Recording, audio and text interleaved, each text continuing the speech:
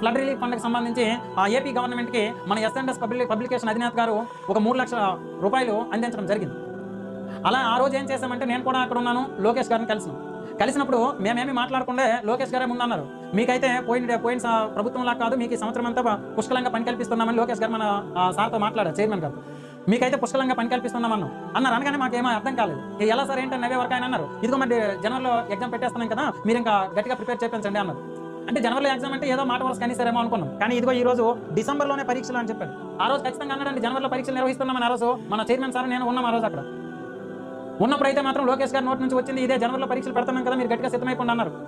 అంటే ఆ జనవరి కూడా ఈ రోజు ఆంధ్రజ్యోతి పేపర్లో ఏం రాశారంటే, డిసెంబర్లో పరీక్షలు వెంటనే భర్తీ అని రాస్తున్నారు చూడండి. ఎట్టి పరిస్థితుల్లోనూ టెట్ అనేది ఎలా ఉండాలంటే డిఎస్సి సిలబస్ 80% టెట్లో కంప్లీట్ అయిపోగలగాలి. మిగిలిన 20% అతి తక్కువ కాలంలో చేయాలి. డిసెంబర్ అన్నారంటే మనకు మిగిలింది నవంబర్, అక్టోబర్ అంతా పరీక్షలమయం. ఇంకా నవంబర్ మాత్రమే మిగిలింది. డిసెంబర్ అంటే దాదాపుగా 30 నుంచి 40 రోజులు